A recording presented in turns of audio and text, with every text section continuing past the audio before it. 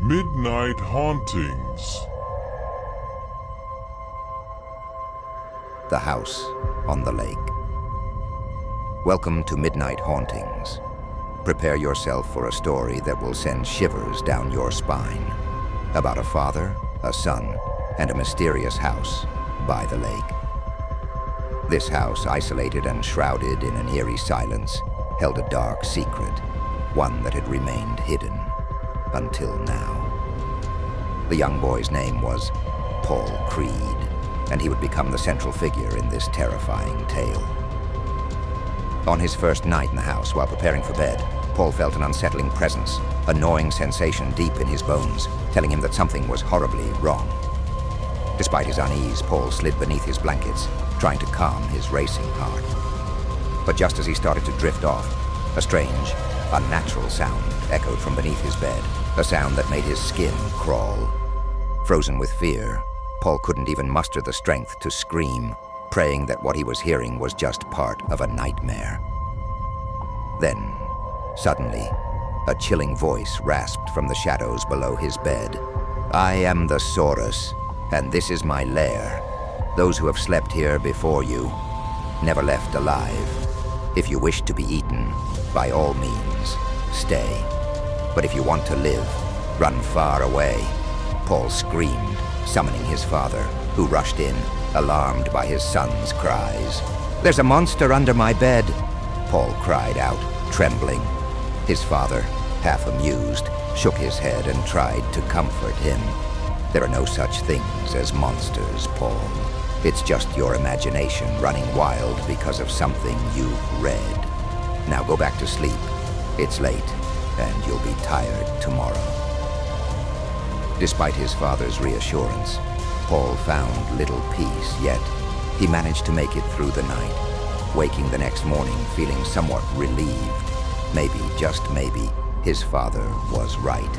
It was all in his head. That day, Paul played outside with his friend from next door, spending hours running through the garden until the setting sun signaled the end of the day.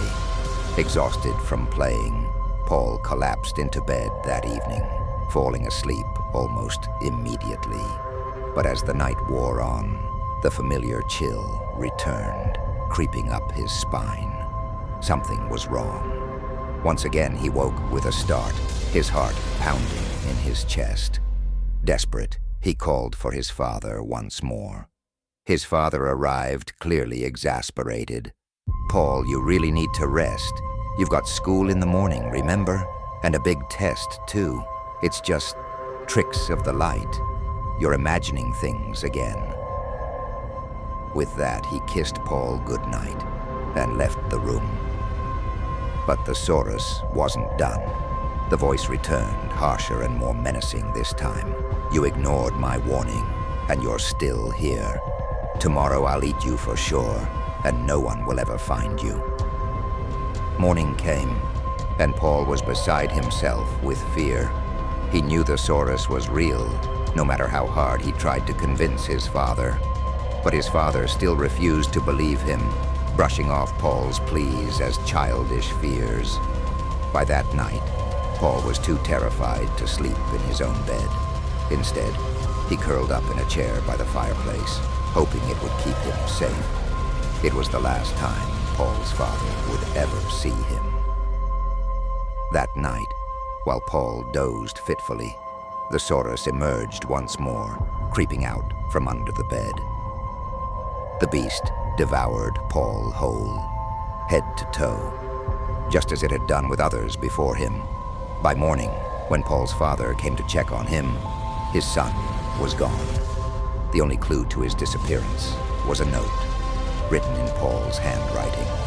"Dear Father, I've taken my coat because it's raining, and I'll be gone for a while. Please don't be sad. I tried to warn you, but you didn't believe me. The monsters are real. They live under my bed. Love, Paul." Crushed with grief and guilt, Paul's father spent the rest of his days waiting, hoping his son would return. But Paul never came back. 50 long, lonely years passed in that decaying house by the lake. Paul's father died in his chair by the fire, with a note in his hand that simply read, "Come back soon, Paul." The house, neglected and forgotten, slowly rotted away, its tragic secret buried with it. That was until one stormy day, when a new family moved in. A "for sale" sign appeared in the garden, swaying in the cold, biting wind. And so, the chilling story continues. But this time, it's not about a father and son. This time, it's a mother and daughter, and a house by the lake that holds yet another secret. Thank you for watching. If you enjoyed this story and want to experience more spine-chilling tales, make sure to hit the subscribe button and turn on notifications so you never miss a new video. Your support helps us bring more haunting stories to life. Join our community and let the scares continue. Stay safe, stay spooky, and we'll see you in the next one.